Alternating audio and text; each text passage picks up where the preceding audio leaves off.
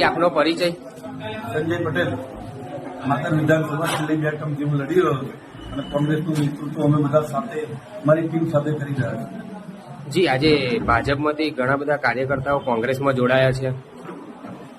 ભાજપ જેવું તો બરાબર છે, પણ આજે પરિસ્થિતિ એવી છે કે માતર તાલુકાના ખેતીને લક્ષી આખો તાલુકો હોય પોણીથી મળીને એટલા બધા ખરાબ પરિસ્થિતિ હોય તો અસામલી ને ભાઈ ઉંધેરા ને ભાઈ અમારે આજુબાજુના બધા ગામોના જે સામાજિક કાર્યકરો હતા ભાજપમાં કામ કરી રહેલા એ લોકોને એવું થયું કે આજે માતાની આટલી કચરી ગયેલી પરિસ્થિતિ હોય અને અસામલી ગ્રામ તો એવું છે કે તમે ચોમાસામાં છેલ્લા 3 મહિના તો તમે જઈ જ ના શકો, પહેલા વર્ષોથી તો ફરી એટલે સુશિક્ષિત ભાઈ સંજયભાઈ એમની આખી ટીમ કોંગ્રેસની વિચારધારા સાથે જોડાયા અને કોંગ્રેસ સાથે લોકોના પ્રશ્નોને વાચા આપવા માટે એ બાજુ જે પછાત વિસ્તાર રહી ગયો એનામાં કામ કરવા માટે એમણે જે સહમતિ આપી તે સૌને હું આપવાનું છું.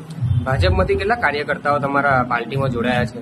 ભાજપમાંથી તો ઘણા બધા કાર્યકરો જોડાયા છે. ભલાડામાં મોટી ટીમ એક જોડાઈ, પરિયજમાંથી પણ જોડાયા છે અને આજુબાજુના ઘણા કામોથી 200 થી 300 કાર્યકર અત્યાર લગી જોડાયા. પણ અમે 11 તારીખે ફોર્મ ભરવાની કાર્યવાહી પતશે પછી કેટલા જોડાયા છે તમે તમારી સાથે નિરીક્ષણ કરી શકશો. ઘણી મોટી ટીમ कांग्रेस साथ जोड़ी रही है. हम दिखाएंगे सच्चाई की खबर चैनल को लाइक कीजिए, सब्सक्राइब कीजिए और हमारे साथ जुड़े रहिए. हम दिखाएंगे आपको सच्चाई की खबर.